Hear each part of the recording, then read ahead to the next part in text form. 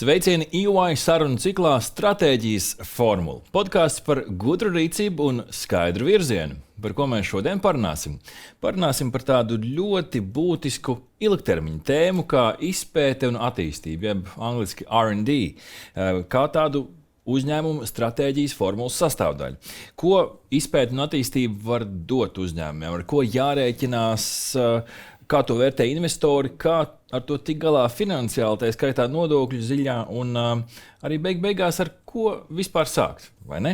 Mans vārds ir Arts Ozoliņš, un mūsu gidi inovāciju pasaulē šodien būs ļoti kompetenti viesi. Pirmkārt, EY Latvija partneri nodokļu juridiskajā grāmatvedības un atbilstības praksē Ilona Butāne.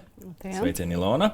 Un Latvijas ūdeņraža asociācijas valdes loceklis, Hydrogen Europe pārstāvis Aivars Starikovs. Sveicieni, Aivar!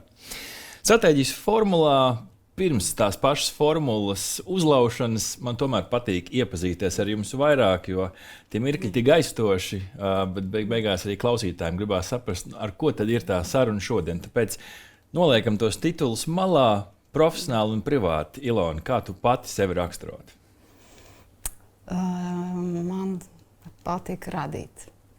Un tas, manuprāt, arī ir ļoti cieši saistīts ar inovācijām. Un tas, manuprāt, atver arī pasaulē pavisam citas dimensijas, pavisam citu ikdienu.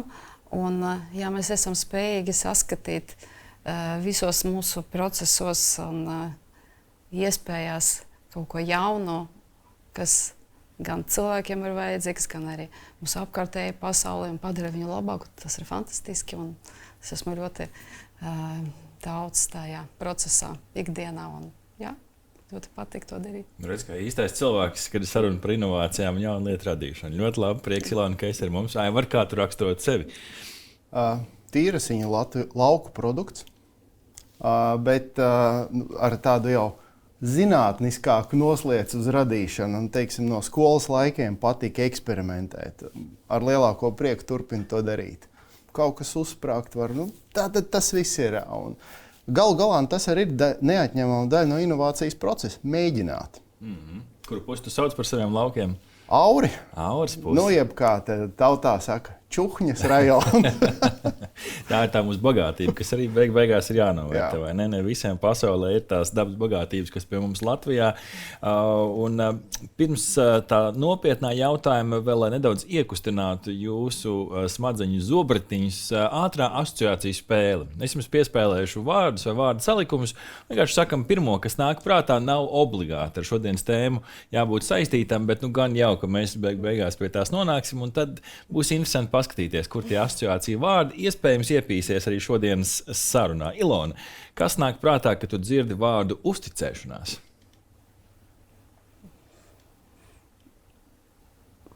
Tukšums. Tukšums, kas jāizpild, varbūt ar... Tukšums. Vai ne? Aivar? Līgums. Līgums, uzreiz tā konkrēti. Uzticības kredīts ir viens, bet līgumam ir jābūt labi. Aivar, vārds motivācija. Ļoti daudz izmantots, bet ar ko tas tev asociējās? Prieks. Prieks? Aha, kaut kas, kas dzen uz priekšu, vai ne? Jo pašpiepildījums, tas ir prieks. Ilona? Ātrums. Ātrums, motivācijai.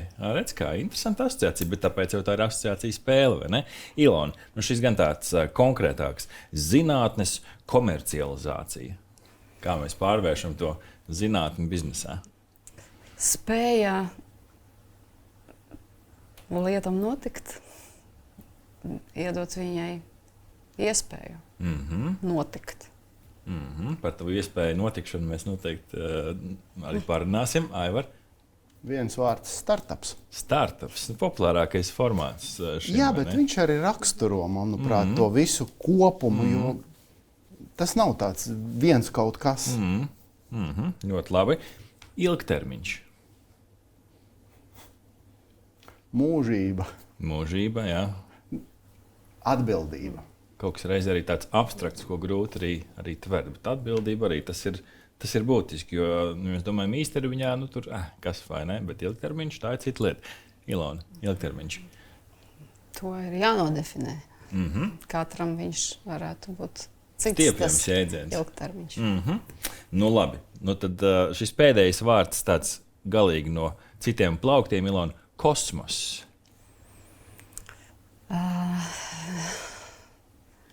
Neierobežotas iespējas.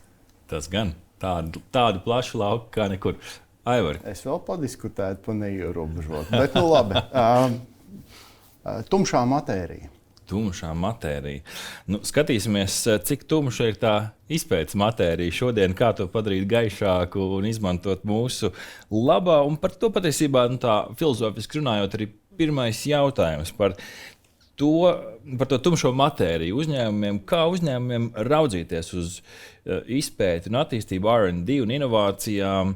Un reizē tas ir jautājums arī par to motivāciju, kur to rast, jo bieži vien jau uzņēmumā ir tīpaši, mēs skatāmies uz cipariem. Ja es ielieku tik, kurā brīdī un cik es dabūšu ārā. Kas ir tie ieguvumi, ko jūs profesionāli saskatiet uzņēmumos, kuriem ir attīstīta tā iekšējā inovāciju kultūra, tas research and development, Aivar, kā tu teiktu?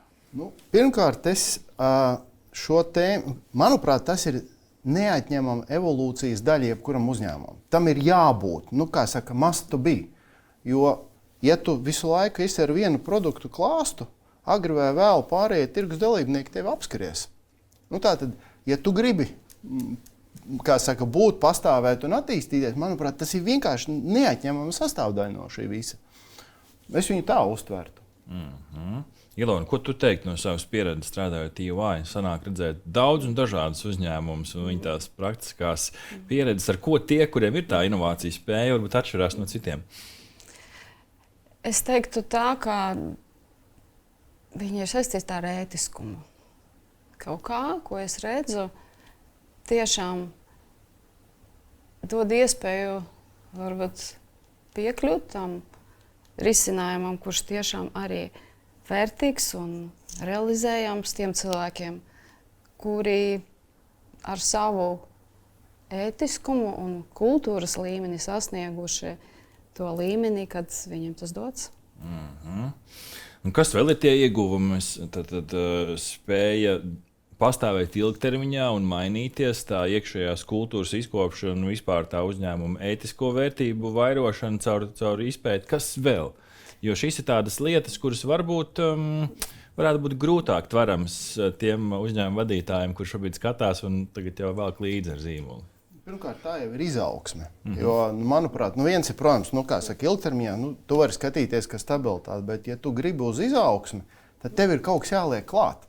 Tu vari, protams, vienmēr ir kvalitāte, tas, ko, teiksim, EY gadījumā, tad jums ir kvalitāte. Bet tu vari kvalitāti turēt, un klientu loks nav, bet tev ir jāaug tālāk. Tātad tev šis jaunais produkts, viņš ir, manuprāt, tas tā kā svaigas asinis. Nevēl arī tāpēc, ka asinis jānodod. Es arī uzskatu, ka šie jaunie produkti ir vienkārši loģiska nepieciešamība, lai tu augtu, attīstītos, pārvērtētu kaut ko esošu, bet tas jaunums ir vajadzīgs, lai tev liktu pārvērtēt to esošo. Jā, un es teiktu, ka arī tā komanda, kur strādā ar inovācijas jautājumiem, tā ir ļoti smalka lieta, un tur ir jābūt ļoti daudziem cilvēkiem un ļoti dažādiem.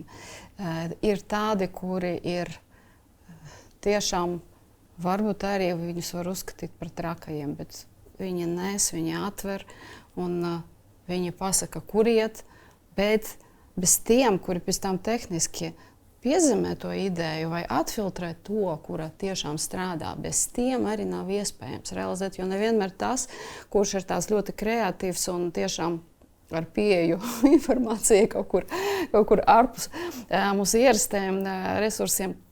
Viņš nevienmēr var to visu tiešām praktiski realizēt, bet apskaitīt visu, izdomāt, kā tehniski viņu nolikt.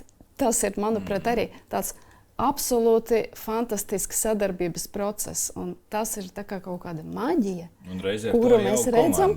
Jā, un tieši tā. Un bez tiem tehniskiem cilvēkiem mēs nevaram izkļūt, kā arī bez tiem radošajiem. Labi, es tādu ķecerīgu jautājumu uzdošu. Kur tad tā nauda paliek? Vai tā nauda nāk ilgtermiņā? Ja mēs skatāmies uz tādu tīru, varbūt gada budžetu, gribās jau kaut ko tur ieraudzīt. Es jau teiktu, tas ir pārvaldības jautājums. Un tad pēc būtības tev ir jābūt kaut kam, tā loģiski teikt, ja uzņēmumam ir peļņa, viņš atliek, viņš saka, es kaut ko novirzu R&D. Bet viņam ir jābūt, tad kādam ir jāuzrauga šis process. Nezinu, attīstības direktors vai kāds no valdes, bet kādam ir. Un viņš saka tā, es reku tagad padarīju 3 cilvēku komandu, viņi pastrādās, bet tev ir jāredz atdeve. Tev ir jābūt tādai pāraugošajam kādam. Protams, būtu fantastiski. Zinātne būs pateicīga par nebeidzamu pētniecību. Bet uzņēmēja darbības tev ir vienmēr jāredz. Ja es ielieku, miljonu, tad 3, 4, bet tev ir jābūt plānam, kā tu viņu. Un tad tā viņu arī skatīties, kad sākumā tā ir komanda, pēc tam tas ir, kaut kāds ārpakalpojums, bet tu viņu, pamēģini, es kā piemēru varu pateikt, mums asociācijā, mums ir, kā man kolēģis, viņš saka, mums ir 3 soļu princips. Pirmais ir ideja, pētam uz papīra, paskatāmies uz papīra pareiķinam. Jā, izskatās cerīgi. Tad tagad mazo pilotu projektiņu pamēģinam saskrūvēt. Ja viņš tiešām tā būda rūts un iet uz priekšu, tad tikai pēc tā otrā mēs tā mēģinam par to komercdaļu. Tad tur būs vai nebūs iet tālāk jau tādā tirgus. Līdz ar to tie ieguldījumi ir pakāpeniski. Jā, bet viņš ir pārvaldāms. Tad, ja kāds tam visam seko līdzi, tad, reku komanda 3 cilvēki, pamēģinat izpēta, tur vēl kaut kur vēl savāc. Nē, it kā izskatās jēgpilni. Tad iet tālāk. Izklausās, Ilona, ka tas vairāk tā ir spēlīt priekš lielajiem uzņēmumiem, vai arī maziem un vidējiem ir vieta inovācijai un izpētēji. Es domāju, tieši tā, ja mēs sāksim no lieliem, tad tur ir vienkāršāk. Tur tie procesi jau ir iedibināti. Un, ja tu gribi kaut kādas jaunas zāles, jaunu formulu izgudrot, tad tur ir ļoti nodefinēts process, kā tu to vari darīt. Un tad, attiecīgi, es domāju, ka, ja tur tikt, tad tur ir cita līmeņa, varbūt arī resursi un cita līmeņa izpratne par lietām. Tur ir ļoti skaidri arī apzināts tas, ka tev varbūt no 10 vai pat 100 mēģinājumiem būs tikai viens veiksmīgs. Un tu ar to rēķinies pēc statistikas un tam līdzīgi. Bet tu ej uz to apzināti ar visiem klīniskiem ilgstošiem mēģinājumiem un pētījumiem. Bet, ja mēs skatāmies uz maziem vidējiem uzņēmumiem. Manuprāt, tur arī ir tā sava varbūt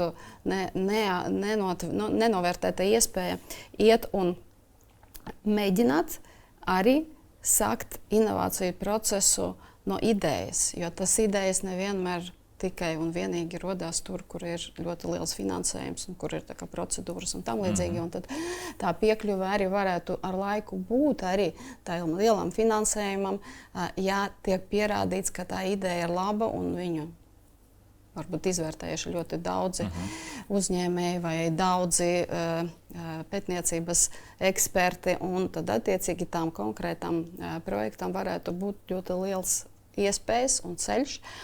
Un pieeja varbūt fondiem un pieeja finansējumam, tā ir varbūt arī cita perspektīva, kur mēs varam skatīties, kur arī outsourcējot un piesaistot, varbūt mana piemērā, ka ir tāds radniecīgais un viņš tieši arī startupi ir tie, kuri atnes to ideju.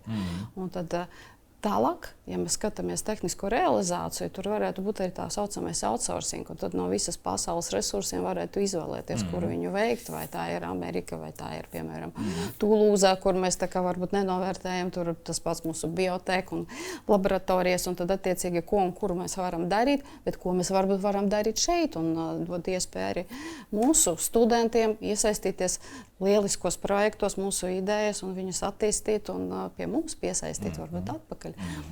Lielus resursus un tad saliekot kopā tās jūsu atbildes izklausās pēc tā, ka varbūt lielajiem to resursu ir vairāk un varbūt tu tur vari atvēzēties vairāk, bet tas nozīmē, ka maziem un vidējiem nav ko darīt, jo tieši otrādāk varbūt tam maziem uzņēmumam ar to mazo jaudīgo komandu tieši otrādāk ir tā brīvība darīt varbūt vairāk nekā lielā uzņēmumā, kuram ir tomēr savs virziens, savs kurs un tā tālāk. Tajā brīdī, kad tu apsēdies pie tā galda vienalga kāda līmeņa uzņēmums, parasti tādās arī pitču prezentācijās saka, nu, kas ir tā reālā problēma, ko mēs te risinām. Un bieži vien gribētos tomēr, lai tas izpētes projekts risina tās reālās problēmas. Kas ir varbūt tās tipiskās kļūdas, kur uzņēmumi nošauj greizi, ejot iekšā inovācijās un izpētes kultūrā, vai tas ir tas reālās problēmas trūkums, ko kaut kā diezgan grūti bieži atrast tajās pitču prezentācijās? Es no savas pieredzes varu pateikt, ka es esmu redzējis daudz sevišķi Latvijas zinātnieki un startupi. Viņi, pārvērtē to savu ideju. Viņam liekas, viss šis tagad risinās pasaules problēmu. Tāds realitātes piegaršiņa pietrūks, ka viņam liekas, es tagad atrisināšu te globāli. Un tur prasās drīzāk tāds, mentors vietējais. Es domāju, Iena, vai ļoti jums, plaši pie jums, ja atnāktu, jūs varētu palīdzēt piezemēt. Tas ir tāds viens fundamentāli, ko es redzu, ka bieži, es pat cik pats zinātnē ilgus gadus nostrādāju, es zinu, ka ļoti daudz, ko es te uztaisīju tādu, un tas tagad tur Siemensam vēl kaut kam risinās globāli problēmu. Es saku, beidz, viņiem ir tas resurs, viņi var savādāk strādāt. Bet tev ir jābūt tādam pragmatiskam, un tad ir jāmēģina, atstrādāt savas prasmes. Un tas ir tas, kur bieži latvieši sev pārvērtē. Viņš saka, nē, es jau te esmu gatavs. Nē, tā kā aizēja, Rekulijā ir daudz instrumenti. Mums te apkārt daudz kas ir. Vienkārši nekautrējamies iet un to darīt. Un tie paši startupu pieredze, kur es esmu bijis arī vairākās platformās, arī, toja mentoru programmā, un tad viņiem saka, nē, bet Reku ir industriālie pārstāvji, ej pie viņiem aprunājies. Un viņi tev bieži vien iedos, nē, tik plaši, ej zemāk. Un, tos testiņus ļoti daudz iespējas apkārt. Jā, un es gribu piebilst, ka, manuprāt, ir ļoti svarīgi atrast nepieciešamas kompetences, lai piezemētu to ideju. Un, ja mēs skatāmies pat, uz mūsu veiksmes stāstu Oskaru pirmo, tad, kas ir viss sācies kaut kāda tur maza studijā ar talantīgiem cilvēkiem, kuri tur neiedomājamas lietas, bet paši tomēr darīja, tad saskatīja kāds, ka tur ir kaut kas tāds īpašs. Un tādi Francija pievienojas, un tad pievienojas arī citas, cik es zinu, no Amerikas. Tās balvas no filmu festivāliem, tad jau sāka lekt virsū. Tieši tā, un varbūt tur ir divi aspekti. Viens, ka tu tās kompetences uzreiz varbūt arī nevari dabūt, bet tu viņus pakāpeniski, kas ir svarīgi arī pacietībā, kā tu ej, un tomēr neatlaidīgi mēģini izdarīt kaut ko pēc tam tev ir iespēja parādīt kādam. Nevis idejas līmenī, bet jau kaut kāda materializēta vai nofilmēta. Ja drīkst papildināt, kad nevis tikai prezentācija, bet kaut ko izdarījis, ka tu esi kaut ko uztaisījis. Jā, pirmā tā skica nepabeigtā filmā. Tieši tā, tomēr uzzīmē. Un šeit, Ilona, tu pieminēji interesantu atslēgu vārdu kompetences. Un šeit man tāds labs jautājums ir par to, kurā brīdī tu to kompetenci rodi un veido iekšēji, un kurā brīdī tu tomēr meklē vai kādu konsultantu, vai kādu trako zinātnieku, kas atnāk pie tevis un saka, Klau, kur man ir ideja, kur jums ir smilšu kaste. Kā tu, Ilona, novērtētu, kur ir tie gadījumi, kur vairāk ir labi paļauties iekšēji un kur tomēr vajag to ārējo atbalstu? Es teiktu, ka tas ir tāds ļoti vienkārši, bet komercializācijas process, ka tu paskaties, kurā brīdī tev ir trūkums, kompetenču trūkums, vai tu nevari izdarīt, tu nevari uzzīmēt, tu nevari saražot, tu nevari testa pāraugu uzražot. Un tad, attiecīgi, lai viņu uzražot dotajā brīdī, tev vajadzīgs kaut kāds tehniskais arsenāls, nezinu, kur kaut kādu pirmo iekārtu tomēr parādīt, ka viņa strādā, viņa viņu pa mežiem viņa tur, nezinu, divējādas pielietošanas gadījumā. Ļoti dažādiem mērķiem varētu būt izmantota, bet tad tu paskaties, kurā brīdī tev vajag kādus resursus. Un tad, attiecīgi, kādas kompetences. Tur arī tas kompetences iet kopā ar resursiem. Un kur tu to visu viena vieta varētu dabūt. Un to, ko mēs parasti darām arī Ernst & Young, ka mēs paskatāmies, kas ir Latvijā, kas ir pieejams kaut kādās citās valstis, kuras kompetences ir tas labākais, piemēram, konkrētajā brīdī, konkrētam mērķim. Un tad, kad mēs redzam, ka tas labākais kompetences ir konkrētajā valstī, tad ir svarīgi arī atrast kopējo valodu un atrast kopējo produktu finansējumu un arī viņu atkal izdarīt. Izklausās, Aivar, ka tajā trīs soļu modelī, ko tu mums ieskicēji, šis ir tas pirmais, vai ne? Uz papīra tu uzliec un saproti laicīgi. Tas ir tas starta brīdis? Jā, tas arī starta brīdis, bet papildinot Ilonu, šī paškritiskā pieeja par to manu kompetenci, tā ir atslēga. Un Latvijā bieži vien, tu man te nestāsti, es te pats zinu. Bet es no pieredzes atceros, ka mēs tieši ar Ernstu un Jānu komandu, reku mums ir Holandē, reku tāda komanda. Sēžamies, liekam kā saka, taisam prāta vētru un tad saprotam, kas ir tas, ko... Un tur, bet te ir tas tāda atvērtības jautājums, kad paskatāmies, saliekam, sastrukturējam un ejam. Nu, vēl par to pirmo soli, to domājat, kur tu lietas virsū uz papīra. Tāds loģisks jautājums biznesmenim varētu būt labi. Izmaksā man tas gadā tik. Cik ilgi man to naudiņu tomēr tur likt iekšā? Jo te man šeit paliek jau tā kā, ar ko lai labi salīdzina, ka tu ieguldi un ieguldi. Vienā brīdī saproti, ir ieguldīts ir tik daudz, ka ja mēs te apstāsimies, tad nav vairs ko. Tas kā piemērs vecu mašīnu uzturēt. Jā, ļoti labs piemērs. Lietas un īstenībā jālaiž pensijā. Bet tu esi tik daudz ieguldījis, tik daudz rūpes, tik daudz domas, vai ne? Tad kā tas būtu research and development pusē, kurā brīdī ieguldījums vairs doesn't make sense, kā angliski saka? Atkal ir jānovērtē, ko tu vari darīt. Ja? Parasti tu vari nedarīt neko, tas tev maksā šitik, tad tu vari, piemēram, ar 3 citiem variantiem strādāt, ka tu ar to pašu, piemēram, jau izdarīt to darbu. Varbūt pielikt klāt atkal ļoti dažādas kompetences fondus, kādam pārdot. To jau izdarīt, to izpētes darbu var pārdot. Un tad, attiecīgi, šāda veidā dot dzīvību varbūt šim projektam cita mērogā un cita kvalitāte. Bet vai investori šo saprot un uztver, tavuprāt, Ilona, ka tie varbūt ir ilgtermiņa ieguldījumi un varbūt vairāk ir jāliek iekšā, bet vai investori, kas nāk iekšā un atbalsta uzņēmumu nākamajā izaugsmes stadijā, to saprot, vai tomēr tur ir kaut kādas uztveres jautājumi? Jā, es domāju, sarunai ar investoriem ir jābūt ļoti konkrētam. Tur nevar nākt un stāstīt par varbūt tik daudz pašas idejas burvību, bet tur ir jārunā ar skaitļiem. Un tad, ja mēs runājam par skaitļiem, ir jābūt variantiem, ir jābūt salīdzināmiem variantiem, visiem aspektiem, kuri ir svarīgi investoram.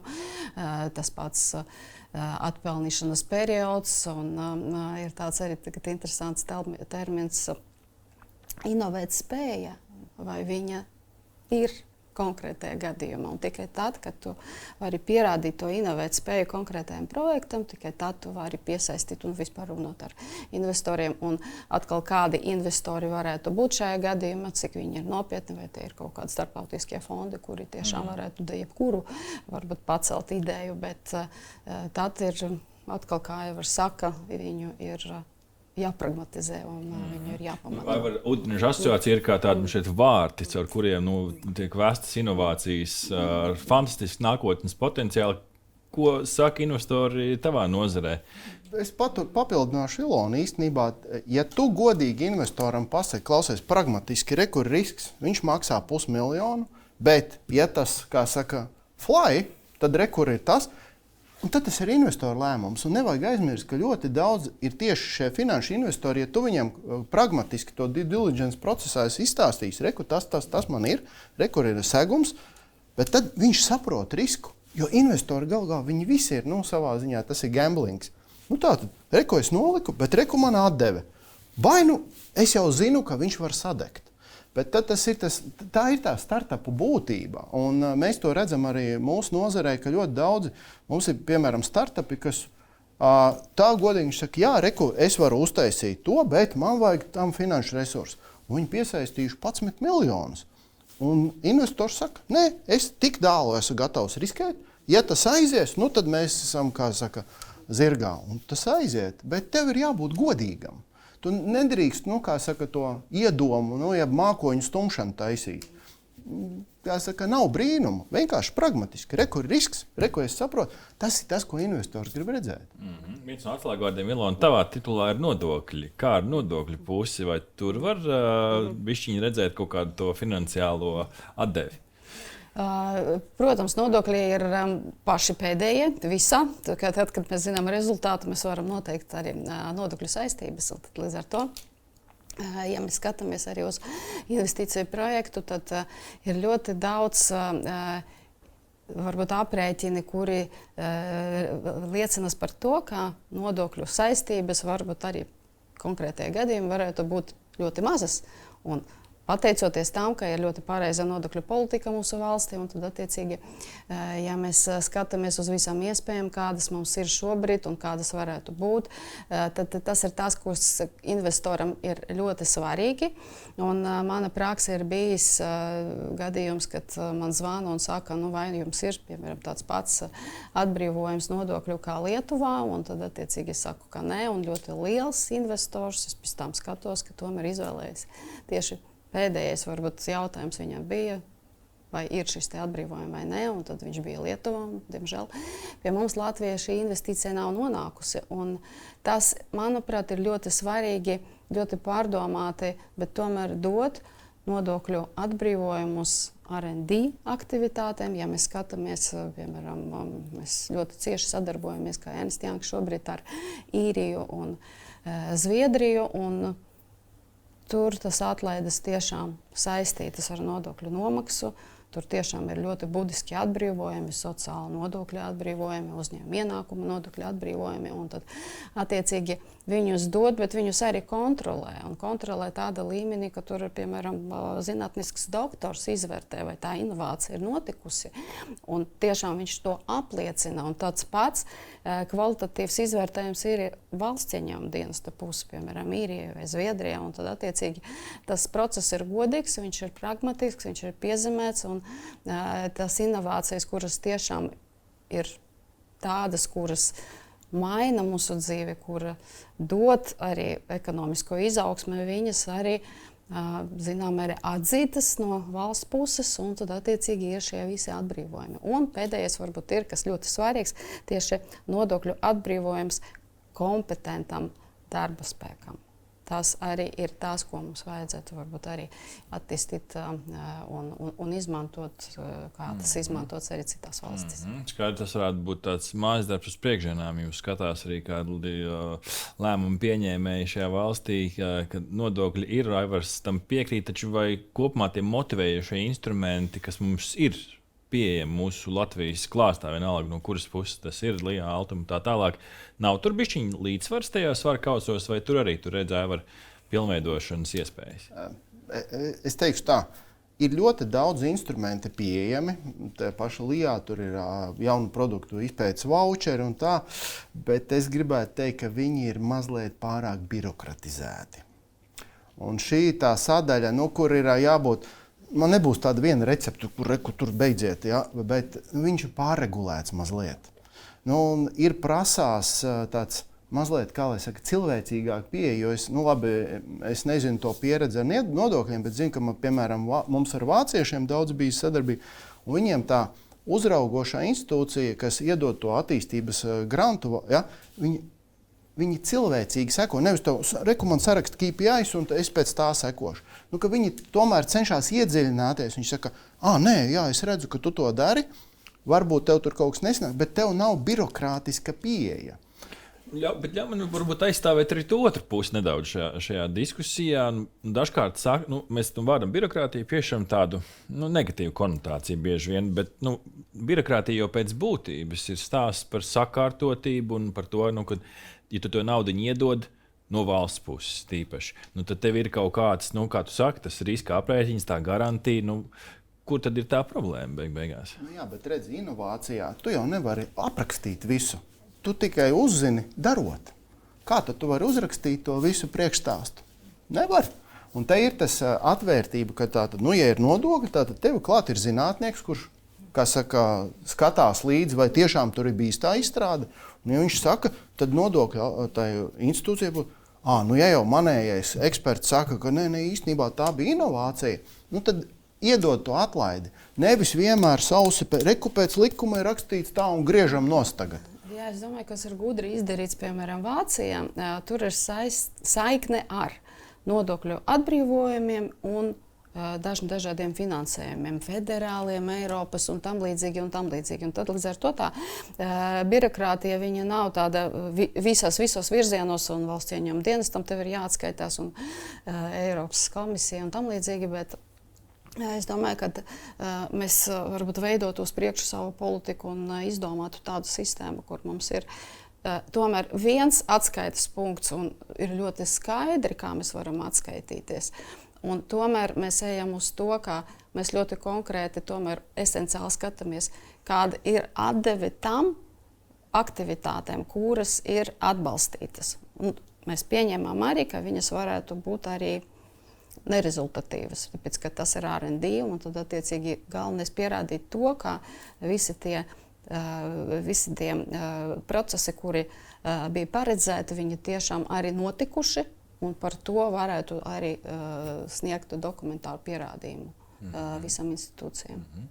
Tojoties jau sarunas tai noslēdzošai daļai, atgriežamies pie tā pamatjautājumu priekš uzņēmumiem, kuri varbūt tik ļoti nav šobrīd ieguldījušies inovācijās, izpētē un attīstībā.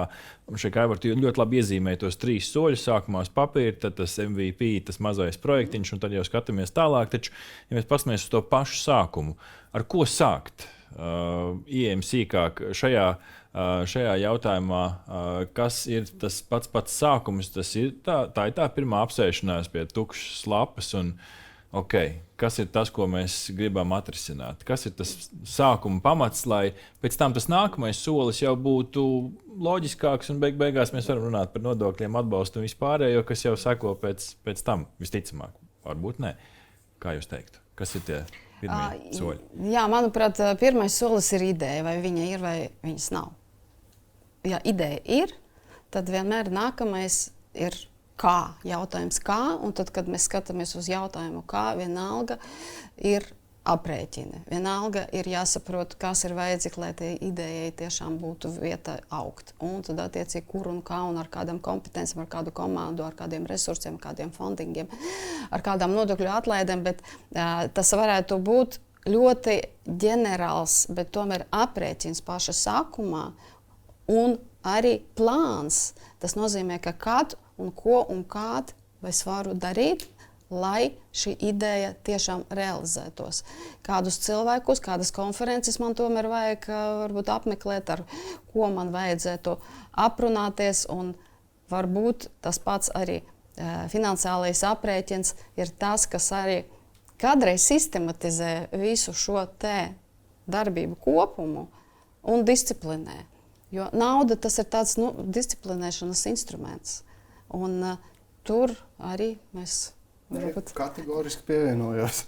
Esam izgājuši, piemēram, ar Aivaru vienam projektam, kur tiešām nauda bija, ka tās disciplinējuši faktors, kur tiešām arī kaut kādas ieceres par inovācijas procesu, piemēram, ūdens ražošana, piemēram, konkrētajā gadījumā nebija ekonomiski pamatota, bet mēs zinām, kāpēc. Tas nenozīmē, ka visos gadījumos viņa nevar būt iespējama. Tas nozīmē, ka ja mēs palielinām tvērumu, ja mēs palielinām iesaistīto pušu skaitu, viņa kļūst pieejama, viņa kļūst realizējama, un tad ļoti daudz jautājumu tiek atbildēti. Bet mazliet no savas puses teiktu pareizi, Ilona saka, ideja, uzliec viņu uz papīra, un tad sāc testēt iekšēji ar kolēģiem. Un tas tev vislabākais. Katrs jau mēs ar savu kaut kādu redzējumu prizmu skatāmies. Un tad es atnāku pie nodokļu daļas, viņi man saka, nē, kur tu te tagad brauksi auzās? Bet tu tādā veidā, tu vari ar saviem tuvākajiem kolēģiem ļoti labi notestēt. Vai tu, kā saka, brauc grāvī, bet tu viņu jau norodi. Un tā, kad viņi ar, kā saka, 2 tuvākajiem kolēģiem jau ir, īstenībā jēgpilni, tas tev iedod to motīvu, jo katram mums ir pilns gala ar idejām. Un te ir jautājums, vai mēs tā pragmatiski viņu spējam pavest tālāk. Tā trakā komanda ir iztaigājusi to aplītu, savu ideju kaut cik ir validējusi, iet tagad pie uzņēmuma vadītāja un saka, redz, kur šis mainīs pasauli. Un tāds praktisks jautājums ir uzņēmumu vadītājiem vai finanšu turētājiem, ar ko sākt? Cik daudz šai naudiņai, ko tā jau minēja, ko nolikt malā, cik daudz ir jābūt, lai vispār tas makes sense, tas sākums. Vai arī tas bieži vien mēs skatāmies, cik ir tas minimālais, ko es varu ieguldīt, lai tomēr tur ir tāda. Ir kaut kāds tāds filozofisks aprēķins, jo es pieļauju, ka tie piemēri var būt tik daudz un dažādi, vai ne? Maciņi dažādi lielumi, bet ir kaut kāda tāda doma tam sākumam. Jā, es domāju, ka tur ir tāds payback period. Jā, tāda, manuprāt, atslēga, kad man tas viss atmaksāsies un ar kādu varbūtību. Tad nevis cipars, bet tāds tā kā aprēķins drīzāk. Jā. Es varu iedot divus tādus galējību piemērus. Viens, mums bieži nāk tie mazie uzņēmēji, reāli startupi. Viņam tur, piemēram, jauna tipa drons vai ģenerators kaut kāds. Viņš saka, man tā ideja, principā, apskaitļošanai pietiek 20,000. Bet kur ir kompetentās universitātes, kuras tev to var izdarīt. Un tad ir tas projekts, kuru mēs strādājam, un tev ir 1,5 miljonus. Jo tā tehniska ekonomiskā priekšspēja, viņa vairs nav vienkārša. Tev vajadzīgi inženieri, ekonomi, tur tas jau laukums. Līdz ar to tas spektrs ir ļoti plašs. Te ir drīzāk tā, nav tāda viena atbilde. Labi, ļauj man tev pašā noslēgumā vēl nedaudz pamocīt. Tomēr gribās tos KPIs kaut kādus redzēt. Un tu jau minēji par to, ka ir grūti nodefinēt, tā skaitā mēs runājam par valsts atbalstu un tā tālāk. Bet tomēr ir kaut kāda labā prakse, kādus KPIs tam izpētes projektam uzlikt, kas gan reizē iedod varbūt tos grožus, gan reizē arī neuzliek tādu šausmīgu slogu tam zinātniekam, ka viņam līdz 31. decembrim 23:59 ir jāiesniedz tas rezultāts. Tā ļoti vienkārši uz pirkstiem es teiktu, tas principā Ilona jau pateica, aprēķins pa dzīvotspēju. Tātad, ja man ir jauns produkts, kur viņš ir šāda tipa, ko tas maksā un kā tas lietotājam izmaksās. Ja mēs viņu saucam total cost of ownership.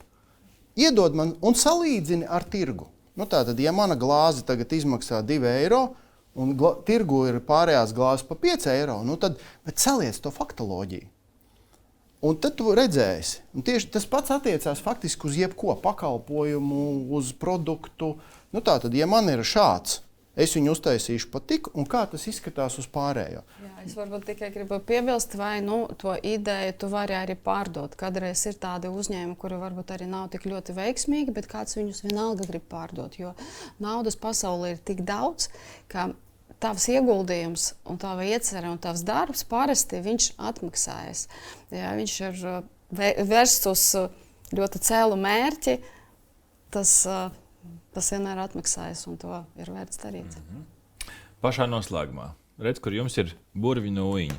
Jūs to varat pavicināt un izmainīt vienu lietu Latvijas uzņēmumu domāšanā par inovācijām. Kas tā viena lieta, Ilona, būtu? Jāuzdrikstējas. Drosmes faktors. Drosmes faktors un neatlaidība. Aivar? Viensētnieku domāšanu izslēgt. Kā tu domā? Latvieši ir viensētnieki tipiski. Latvieši, es vismaz cik es redzu, poļi māca, lietuvieši māca kooperēt. Latviešiem tā nevedās. Parasti es te uztaisīju un es tagad viņu cīnīšos. Šis būtu tas, kas latviešiem būtu jāiemācās pārkāpt pāri. Viens ir uzticēties, bet otrs arī nevis ar mērķi, ka es te tagad uzklausīšu un tavu ideju pēc tam taisīšu. Nē, bet ja jau atnāc, daram kopā. Šo sadarbību. Iemācīties to, es domāju, ka Latvija te daudz labāk varētu. Kamēr katrs tur mēģina to deķīt vilkt uz savu pusi, tā. Redz kā, tad liekam to drosmi, liekam to sadarbību tajā mindsetā, kā angļu saka, tajā domāšanas veidā. Sākam ar to pašu startu, uzliekam uz tā papīra, apstaigājam kolēģus, tad jau tālāk uztaisam to arī finansiālo aprēķinu, saprotam, kas un kā, loģiski tādi pakārtot KPIs. Tad jau nākamais solis, kā tā jau minēja, uztaisam to MVP produktu, notestējam un cerams pēc tam laižam pasaulē un piesaistam skaistus līdzekļus gan no fondiem, gan no bankām, gan no citiem labvēliem.